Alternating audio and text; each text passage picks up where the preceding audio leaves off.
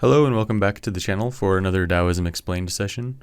We are on to chapter 36, which is titled Minimizing the Light, the Secret's Explanation, or Explanation of a Paradox. I'll read 3 translations and then talk a little bit about it. So without further ado, the first translation.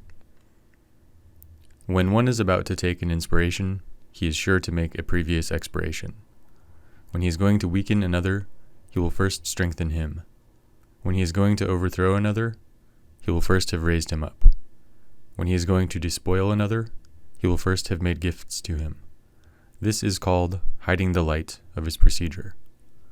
The soft overcomes the hard, and the weak the strong. Fishes should not be taken from the deep. Instruments for the profit of a state should not be shown to the people. And the second translation. That which is about to contract has surely been expanded. That which is about to weaken has surely been strengthened. That which is about to fall has surely been raised. That which is about to be despoiled has surely been endowed. This is an explanation of the secret that the tender and the weak conquer the hard and the strong.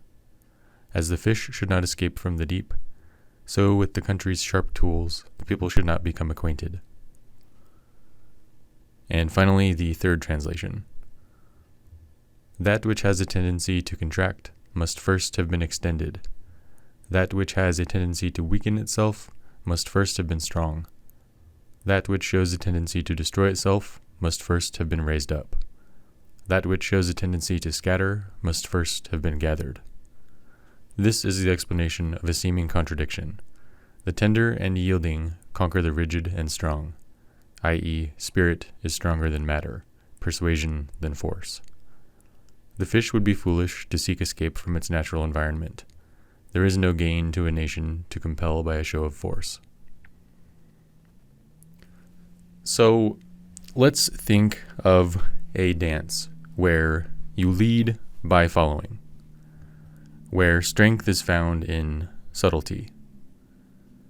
In the modern world, we are often taught that dominating others leads to power, and that the only way to get ahead in life is by gnawing and scraping with tooth and nail to climb your way up the brutal and bloody hierarchy.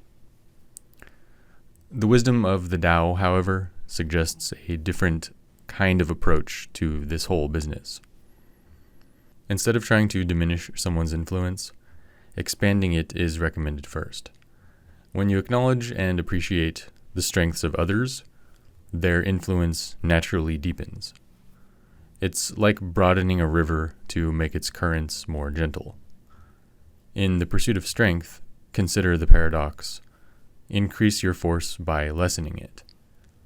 A martial artist will redirect an opponent's energy rather than resisting it head-on, and so by yielding, you gain a more powerful stance. To bring about change, elevate others. Although it seems a paradox, by advancing someone, you create space for transformation. A leader who empowers their team, rather than simply enriching themselves, finds strength in collective growth. A strong cooperative team is much more useful than one individual. In the world of give and take, the Tao simply suggests giving first. Generosity creates a flow where taking becomes a natural consequence. It's like planting wildflower seeds and waiting to see what comes up at harvest. So, we see in this dance of life that the weak can overcome the strong, not through sheer force, but through finesse. A small stream can shape a mighty canyon. This precisely is the art of mastering without dominating. This ancient wisdom reminds us to stay true to ourselves, like fish finding strength in the depths and swords remaining sheathed until needed. True power lies in staying rooted and restrained until the opportune moment arises.